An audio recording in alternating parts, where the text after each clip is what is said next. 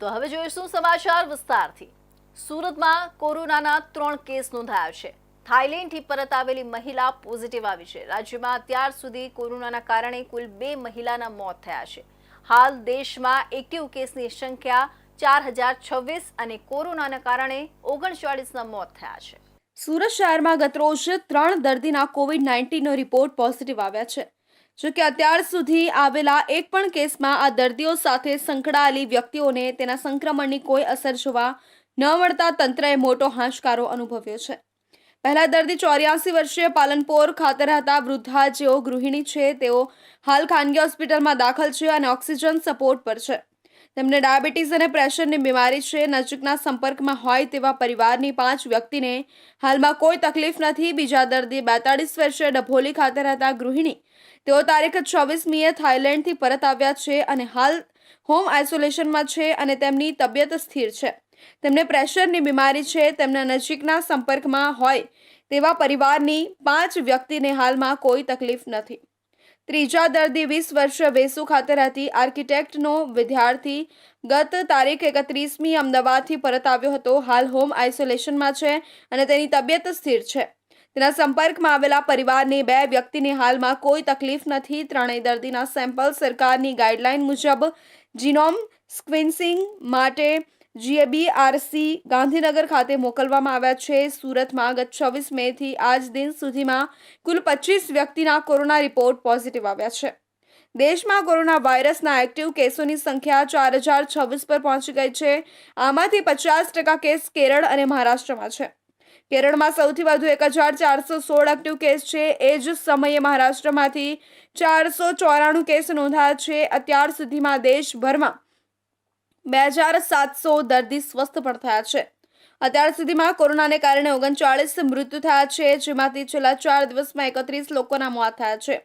સોમવારે મહારાષ્ટ્રમાં 70 વર્ષીય અને 73 વર્ષીય મહિલાનું મૃત્યુ થયું।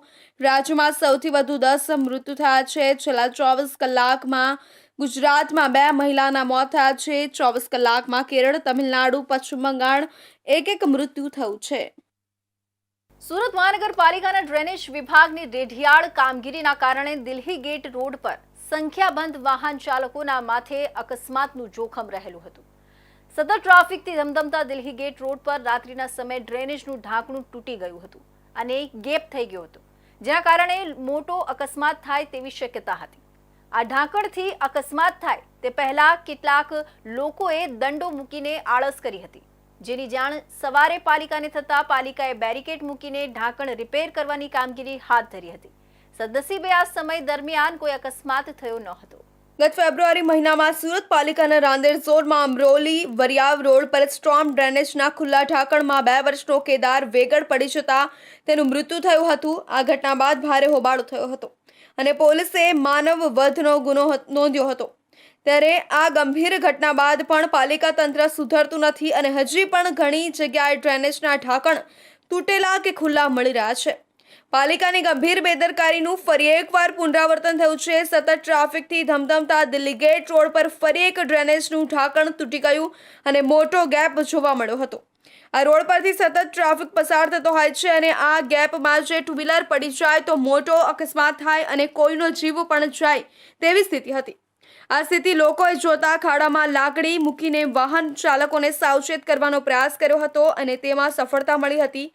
આ ખાડા પર લાકડી મૂકી હોવાથી કોઈ અકસ્માત થયો ન હતો। આ અંગેની જાણ થતાં પાલિકાના સેન્ટ્રલ ઝોનના અધિકારીઓ દોડી ગયા હતા અને ખાડાની આસપાસ બેરિકેડ મૂકી દીધા હતા અને ત્યારબાદ પાલિકાએ તૂટેલા ઢાંકણની જગ્યાએ નવું ઢાંકણ મૂકવા તથા રિપેરિંગની કામગીરી હાથ ધરી હતી। હજીરા વિસ્તારના ભટલાઈ ગામ વિસ્તારમાં રહેતા શ્રમજીવી બિહારી પરિવારની 6 વર્ષીય બાળકી પર હવસખોરે દુષ્કર્મ આચર્યું હતું। નનાદમે પોતાના રૂમમાં લઈ જઈ હાથ બાંધી અને મોઢામાં કપડું નાખી દુષ્કર્મ આચર્યું હતું। આ સાથે કોઈને જાણ કરશે તો ચપ્પુ બતાવી મારી નાખવાની અને દસ્તા વડે આંખની ભ્રમણ ઉપર ઈજા પહોંચાડી ભાગી ગયો હતો। પોલીસે ગણતરીના દિવસોમાં આરોપીને પટના રેલવે સ્ટેશન ખાતેથી ઝડપી પાડ્યો હતો। આરોપીને સાથે રાખીને ઘટનાનું રિકન્સ્ટ્રક્શન કરવામાં આવ્યું હતું, જ્યાં આરોપી 2 હાથ જોડીને માફી માંગતો નજરે પડ્યો હતો। હજીરા વિસ્તારના ભટલાઈ ગામ વિસ્તારમાં રહેતા મૂળ બિહારની 25 વર્ષીય મહિલાનો પતિ 27 ડિસેમ્બરના રોજ સવારે રાબેતા મુજબ 8 વાગ્યે સ્થાનિક વિસ્તારની કંપનીમાં નોકરીએ જવા નીકળ્યો હતો. જ્યારે પત્ની ઘરકામ કરી રહી હતી ત્યારે મોરા વિસ્તારમાં રહેતો તેનો દિયર નાઇટ ડ્યુટી કરીને આવ્યો હતો અને જમ્યા બાદ સૂઈ ગયો હતો. મહિલા તેના 2 પુત્ર અને 6 વર્ષની પુત્રીને નવડાવ્યા બાદ 9 વાગ્યે રાબેતા મુજબ ઘરઘાટી તરીકે કામ કરવા જવા નીકળી હતી. મહિલાનો ઉપવાસ હોવાથી બપોરે 1:30 વાગ્યાના બદલે 1 વાગ્યે ઘરે પરત આવી હતી. ત્યારે દિયરે પોતાના ખોળામાં 6 વર્ષની દીકરીને બેસાડેલી હતી અને બંને જણા રડતા હતા, જેથી માતા ચોંકી ગઈ હતી અને શું થયું છે એવું પૂછતા દિયરે કહ્યું હતું કે હમવતની જયમંગલ ઉર્ફે બાબા અબિલાખ પાસવાને દીકરી સાથે ખરાબ કામ કર્યું છે. દીકરી સાથે થયેલા દુષ્કૃત્યનું જાણ થતાં માતા ચોંકી ગઈ હતી અને તુરંત જ દીકરીના કપડાં ચેક કરવાની સાથે તેની પૃચ્છા કરી હતી.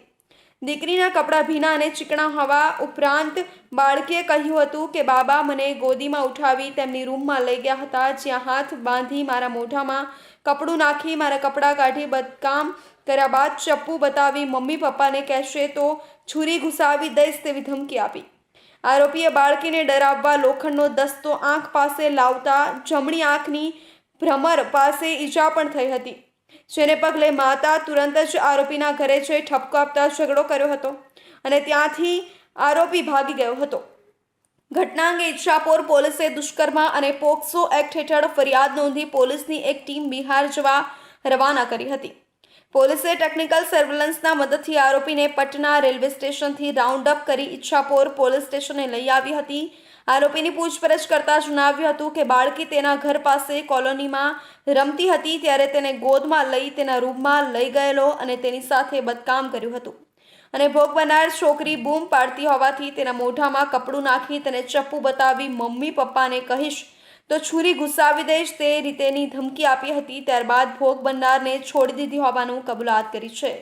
ગત તારીખ 27/5/2025ના રોજ અત્રેના ઈચ્છાપોર પોલીસ સ્ટેશનમાં એક બાળકી સાથે દુષ્કર્મનો બનાવ ધ્યાનમાં આવેલ હતો, જેની નોંધ લઈ ઈચ્છાપોર પોલીસે ભારતીય ન્યાય સંહિતાની કલમ 137(2), 87, 64(2)I, 65(2) તથા અન્ય વિવિધ કલમો તેમજ protection of children from sexual offence act 2012ની વિવિધ કલમો હેઠળ ગુનો દાખલ કરેલ હતો.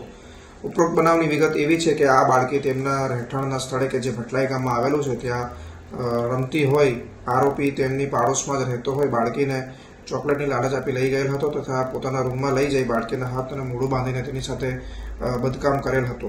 ત્યારબાદ બાળકીએ આ બાબત પોતાના ઘરે જણાવતા બાળકીના માતા પિતા બાળકીને પોલીસ સ્ટેશન લાવી આ અંગેની ફરિયાદ દાખલ કરાવેલ હતી અને આ આરોપી નાસી ગયેલ હતો.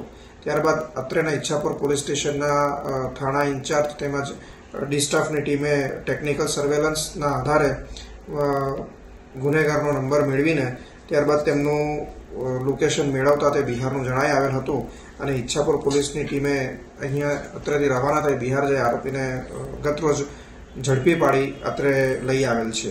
આ સાથે જ પોલીસ દ્વારા આરોપીને સાથે રાખીને ઘટનાનું રિકન્સ્ટ્રક્શન કરવામાં આવ્યું હતું. આરોપી 2 હાથ જોડીને માફી માંગતો નજરે પડ્યો હતો. આ સાથે જ જે જગ્યા પર બાળકી પર આ દુષ્કૃત્ય કર્યું તે જગ્યાએ પણ લઈ જવામાં આવ્યો હતો. ઉધના પોલીસ સ્ટેશનની સર્વેલન્સ ટીમે ફરી એકવાર પોતાની કાર્યક્ષમતા અને ઝડપી કામગીરીનું ઉદાહરણ પૂરું પાડ્યું છે. એક મહિલા દ્વારા ઓટો રિક્ષામાં ભૂલી ગયેલી બેગ, જેમાં 4 લાખ રૂપિયાની કિંમતના સોના ચાંદીના દાગીના અને કપડાં હતા, તે ગણતરીના કલાકોમાં શોધીને પોલીસની તત્પરતા અને પ્રજા પ્રત્યેની જવાબદારીની ભાવનાને ઉજાગર કરી છે. સુરતમાં મહિલાના 4 લાખના દાગીના ભરેલી બેગ ગણતરીના કલાકોમાં શોધી ઉધના પોલીસે પ્રશંસનીય કામગીરી કરી છે. સુરત શહેર પોલીસ કમિશનર અનુપમસિંહ ગહેલોતની સૂચના હેઠળ લૂંટ, સ્નેચિંગ, મિલકત સંબંધિત ગુનાઓ અટકાવવા તેમજ બનેલા ગુનાઓને ડિટેક્ટ કરવા માટે પોલીસ સતત કાર્યરત છે. આ જ દિશામાં ઉધના પોલીસ સ્ટેશનની સર્વેલન્સ ટીમે એક મહિલાની ભૂલાઈ ગયેલી લાખો રૂપિયાની કિંમતી દાગીના ભરેલી બેગ ગણતરીના કલાકોમાં શોધી કાઢી પ્રશંસનીય કામગીરી કરી છે. કવિતાબેન રવિન્દ્રભાઈ જગદેવ ઉધના પોલીસ સ્ટેશન ખાતે આવીને જણાવ્યું હતું કે તેઓ પોતાની બહેનને મળવા નવસારી જવા માટે ગોડાદરા કઠીમ મહારાજ મંદિર પાસેથી ઓટો રિક્ષામાં બેસીને ઉધના બસ સ્ટેશન ખાતે ઉતર્યા હતા. આ દરમિયાન તેઓ પોતાની બેગ ઓટો રિક્ષામાં ભૂલી ગયા હતા. આ બેગમાં કપડાં અને આશરે 4 લાખની કિંમતના સોના ચાંદીના દાગીના હતા. મહિલાની રજૂઆતને ગંભીરતાથી લઈ ઉધના પોલીસે ત્વરિત કાર્યવાહી હાથ ધરી હતી. ટીમે ઉધના પોલીસ સ્ટેશન વિસ્તારના સીસીટીવી કેમેરા ચેક કરીને મહિલા જે ઓટો રિક્ષામાં બેઠા હતા તે ઓટો રિક્ષા શોધી કાઢી હતી. ઉધના પોલીસ સ્ટેશનમાં આવીને મારા પત્તા રકમાં જ્યાં ગુમ થઈ ગયેલા હતા બધા મળી ગયા. મેં બહુ શુક્રિયા અદા કરતી. ગણતરીના સમયમાં જ મહિલાની ખોવાયેલી બેગ અને તેમાં રહેલા સોના ચાંદીના કિંમતી દાગીનાનો મુદ્દામાલ શોધી કાઢી કવિતાબેનને પરત સોંપવામાં આવ્યો હતો. ઉધના પોલીસની આ સરાહનીય કામગીરીને કારણે મહિલાને પોતાનો કિંમતી સામાન પાછો મળ્યો છે અને પોલીસે શહેરના નાગરિકોમાં સુરક્ષા અને વિશ્વાસની ભાવના મજબૂત કરી છે.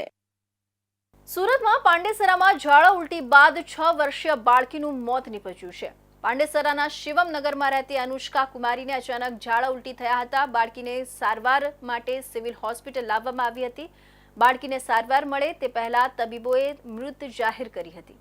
બાળકીને કોઈ પણ પ્રકારની ગંભીર બીમારી ન હતી. અચાનક બાળકીનું ઝાડા ઉલટી બાદ મોત નીપજતા પરિવાર શોકમાં મગ્ન થઈ ગયું છે. સુરત શહેરના પાંડેસરા વિસ્તારમાં આવેલા શિવનગરમાં રહેતા દિલીપ કુમાર યાદવ મૂળ બિહારના વતની છે. છેલ્લા 8 વર્ષથી તેઓ સુરત શહેરમાં કંપનીમાં મશીન ઓપરેટર તરીકે કામ કરી રહ્યા છે. વતનમાં રહેતા પત્ની અને એક પુત્ર અને પુત્રી 20 દિવસ પહેલા જ વતનથી સુરત લાવ્યા હતા. ગત રોજ દિલીપ કુમાર યાદવની 6 વર્ષની પુત્રી અનુષ્કાને અચાનક ઝાડા ઉલટી થવા લાગી હતી. દીકરીની અચાનક તબિયત લથડતા પરિવારજનો તાત્કાલિક સારવાર અર્થે બાળકીને સિવિલ હોસ્પિટલ ખાતે લઈ આવ્યા હતા અને બાળકીને સારવાર મળે તે પહેલા તબીબોએ મૃત જાહેર કરી હતી. એકની એક દીકરીનું અચાનક ઝાડા ઉલટી બાદ મોત નીપજતા પરિવારમાં શોકમાં મગ્ન થઈ ગયો છે. પાંડેસરા પોલીસે બાળકીના મૃતદેહને પીએમ અર્થે મોકલી કાર્યવાही हाथ धरी है. मेरा लड़की का नाम अनुष्का कुमारी हुई. उसका बिल्कुल शाम को खेल रही थी, कूद रही थी, कोई दिक्कत नहीं थी. 11 साढ़े 11 बजा ना तो उसको उल्टी और पैखाना चालू हो गया. उसके बाद हमारे पास कॉल गया. हम सुबह कंपनी से 6 बजे हम आए. उसके बाद हम सीधे सिविल लेकर आए. सिविल जैसे ही लाए तो डॉक्टर ने अपना देखे हल्का फल्का ट्रीटमेंट नहीं किए, मतलब चेक चाक किए हल्का फल्का. वो बच्ची बिल्कुल डेड कर गई थी. ट्रीटमेंट बिल्कुल नहीं हुआ. नहीं, बच्ची का कोई बीमारी नहीं थी सर पहले से. बिल्कुल बच्ची बिल्कुल तंदुरुस्त थी, कोई दिक्कत नहीं थी बच्ची का पहले से. બાળકીના પિતા દિલીપ કુમાર યાદવે જણાવ્યું હતું કે મારી દીકરી અનુષ્કા એકદમ હસતી રમતી હતી. અચાનક જ તેને ઝાડા ઉલટી થવા લાગ્યા હતા. કંપની પર કામ પરથી હું ઘરે આવ્યો અને તેને સિવિલ હોસ્પિટલ લઈ ગયા હતા અને ડોક્ટરોએ થોડી ઘણી તપાસ કરીને મૃત જાહેર કરી દીધી હતી. તેને કોઈ પણ પ્રકારની બીમારી પણ ન હતી. તો હવે સમય છે એક વિરામનો.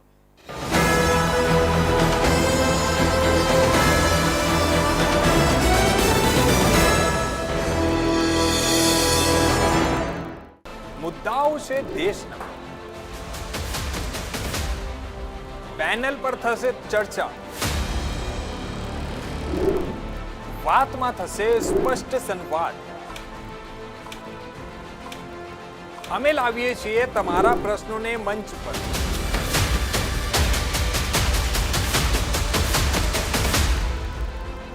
કેમ કે સમસ્યા તમારી, લડત તમારી. જુઓ મારી સાથે ફક્ત इंडिया न्यूज गुजरात पर.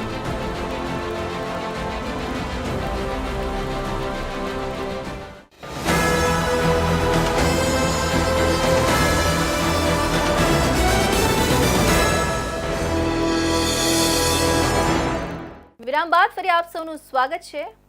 સુરતના રાંદેર વિસ્તારમાં આવેલા વેરીબી વિક્ટોરિયા એપાર્ટમેન્ટના 15મા માળે ધાબા પર 21 વર્ષીય યુવક સોલાર પેનલ લગાવી રહ્યો હતો. દરમિયાન તેનું નીચે પટકાતા મોત નીપજ્યું હતું.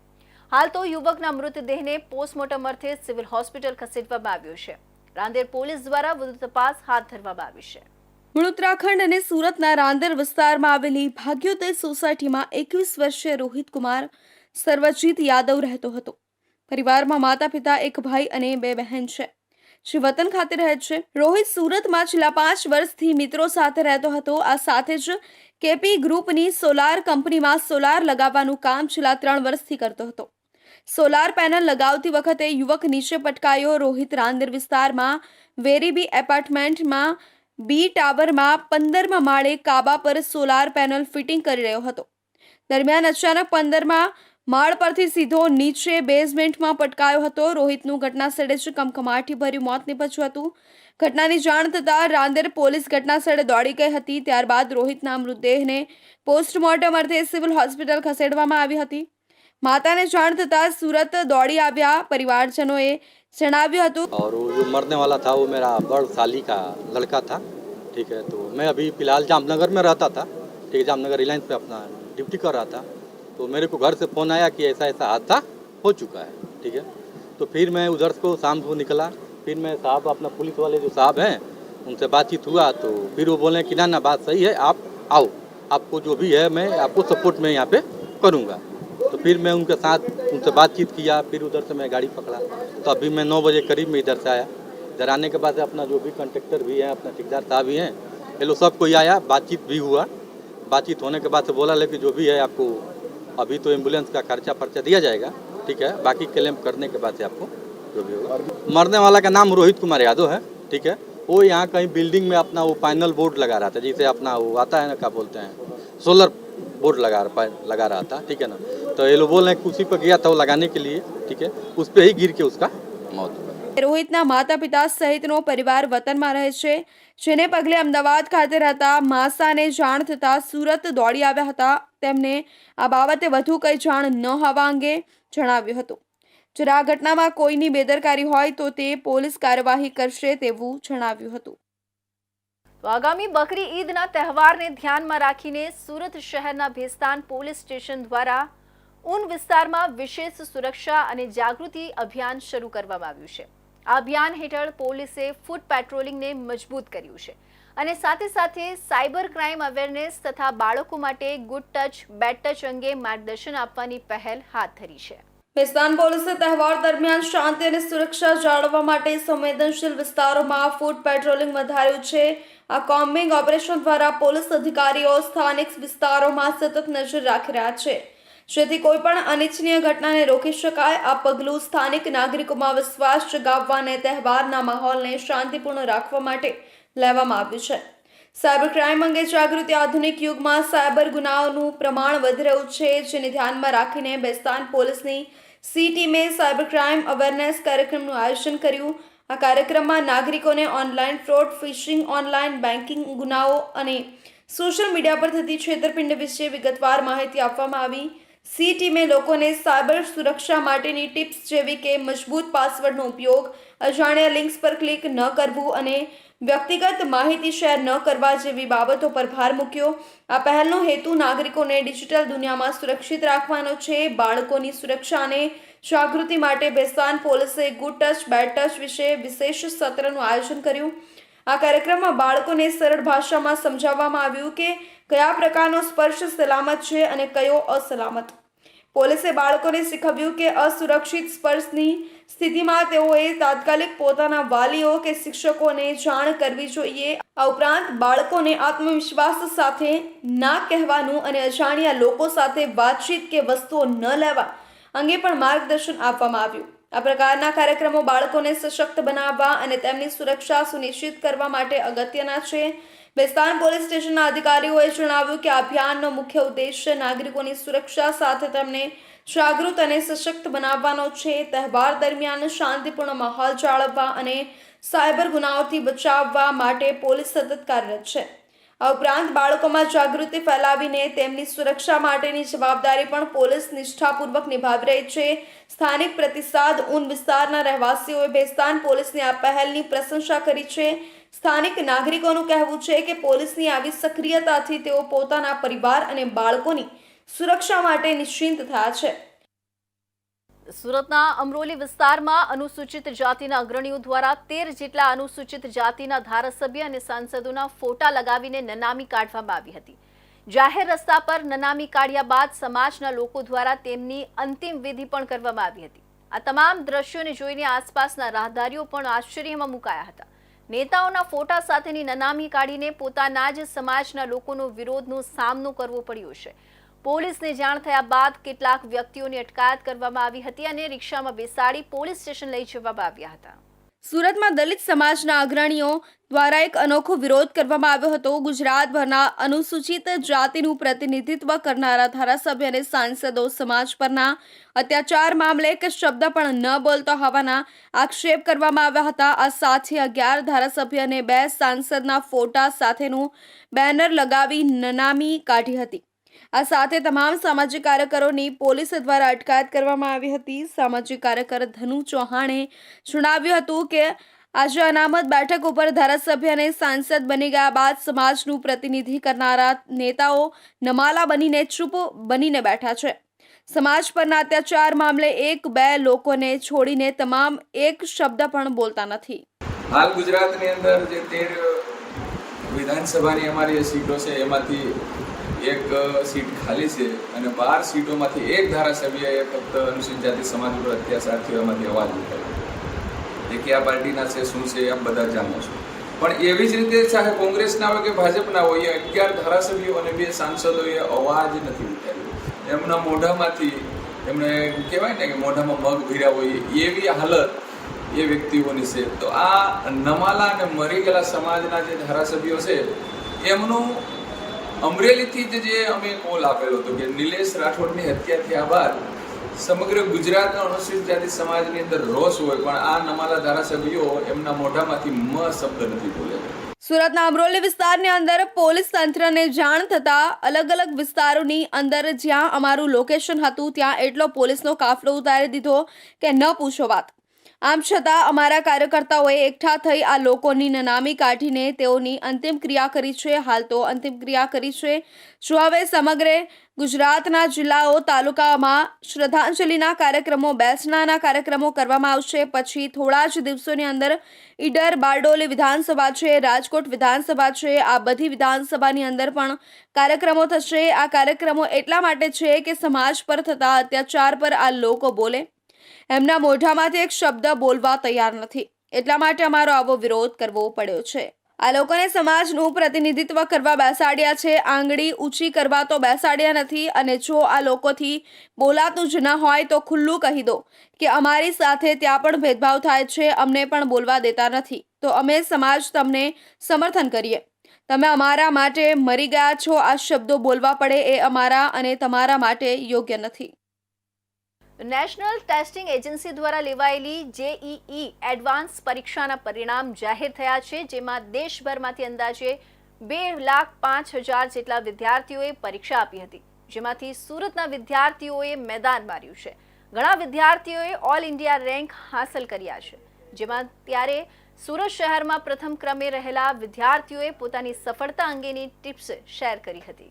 આગમ શાહે સુરતમાં પ્રથમ ક્રમ હાંસલ કરવાની સાથે સાથે દેશમાં 17મો રેન્ક મેળવ્યો છે.